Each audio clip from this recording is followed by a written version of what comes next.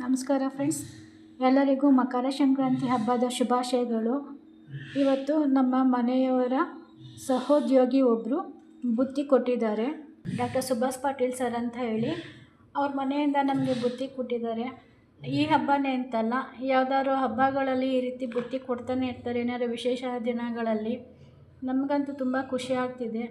ನಾವು ಮಂಡ್ಯ ಜಿಲ್ಲೆಯಿಂದ ಬಂದು ನಮ್ಮ ಮನೆಯವರು ಇಲ್ಲಿ ಕೆಲಸ ಮಾಡ್ತಾ ಇಲ್ಲಿನ ಜನಗಳನ್ನ ಪ್ರೀತಿ ಸಂಪಾದನೆ ಮಾಡಿದ್ದಾರೆ ಅಂತಂದರೆ ನಿಜವಾಗ್ಲೂ ನಮ್ಗೆ ತುಂಬ ಖುಷಿ ಆಗ್ತಾಯಿದೆ. ನನಗಂತೂ ಇವ್ರು ಬುತ್ತಿ ಕೊಟ್ಟಾಗೆಲ್ಲ ನಂಗೆ ತವ್ರ ಮನೆಯಿಂದನೇ ಯಾರೋ ಬಂದು ನನಗೆ ಬುತ್ತಿ ಕೊಟ್ಟು ಹೋಗಿದ್ದಾರೆ ಅನ್ನೋ ಫೀಲೇ ಆಗುತ್ತೆ ನನಗೆ. ನಮ್ಮ ಮನೆಯವ್ರಿಗೂ ಅದೇ ಹೇಳ್ತಾ ಇದೆ ಇವಾಗ. ರೀ ಸುಭಾಷ್ ಪಾಟೀಲ್ ಸರ್ ಬುತ್ತಿ ಕೊಟ್ಟಿದ್ದಾರೆ ರೀ ಅಂತ ಹೇಳಿದೆ. ಹೌದಾ ಅಂತ ಖುಷಿಪಡ್ತಾಯಿದ್ರು ರೀ. ಅವ್ರು ಬುತ್ತಿ ಕೊಟ್ಟಾಗೆಲ್ಲ ನನಗಂತೂ ನಮ್ಮ ಮನೆಯಿಂದ ತವ್ರ ಮನೆಯಿಂದನೇ ಬುತ್ತಿ ಕೊಟ್ಟಾಗ ಫೀಲ್ ಆಗ್ತೈತೆ ರೀ ಅಂತ ಹೇಳಿದೆ. ಅದಕ್ಕೆ ತುಂಬ ಖುಷಿಪಡ್ತಾಯಿದ್ರು. ನೋಡಿ ಫ್ರೆಂಡ್ಸ್, ನಮಗೆ ನಾವು ಮಂಡ್ಯ ಜಿಲ್ಲೆಯಲ್ಲಿ ನಮ್ಮ ಕಡೆ ಈ ಥರ ಜೋಳದ ರೊಟ್ಟಿ, ಈ ಥರ ಕಾಯಿ ಪಲ್ಯಗಳು, ಶೇಂಗಾ ಒಬ್ಬಟ್ಟೆಲ್ಲ ಜಾಸ್ತಿ ನಾವು ಮಾಡೋದಿಲ್ಲ.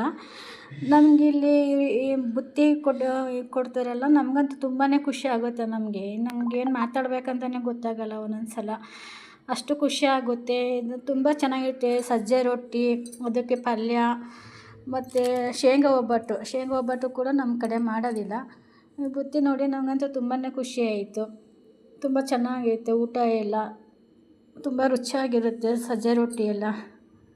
ನೀವು ನಮ್ಮ ಮಂಡ್ಯ ಮೈಸೂರಿನವರು ಯಾರಾದರೂ ಇದ್ದರೆ ಈ ಕಡೆ ಉತ್ತರ ಕರ್ನಾಟಕ ಕಡೆ ಬಂದಾಗ ಜೋಳದ ರೊಟ್ಟಿ, ಕಾಯಿ ಪಲ್ಯಗಳು ಒಂದ್ಸಲ ಟೇಸ್ಟ್ ಮಾಡಿ ನೀವು ಹೋಟ್ಲಲ್ಲಿ. ತುಂಬ ಚೆನ್ನಾಗಿರುತ್ತೆ. ಸುಭಾಷ್ ಪಾಟೀಲ್ ಸರ್ಗೆ ಮತ್ತು ಜಯಲಕ್ಷ್ಮಿ ಮೇಡಮ್ಗೆ ತುಂಬ ಧನ್ಯವಾದಗಳು. ನಮಗೆ ಹೇಗೆ ಕೃತಜ್ಞತೆ ಸಲ್ಲಿಸಬೇಕು ನಿಮಗೆ ಅಂತಲೇ ಗೊತ್ತಾಗ್ತಾ ಇಲ್ಲ. ತುಂಬ ಖುಷಿ ಆಯಿತು. ನಿಮ್ಗಳ ಪ್ರೀತಿ ಸದಾ ಹೀಗೆ ಇರಲಿ ನಮ್ಮ ಮೇಲೆ, ನಮ್ಮ ಕುಟುಂಬದ ಮೇಲೆ.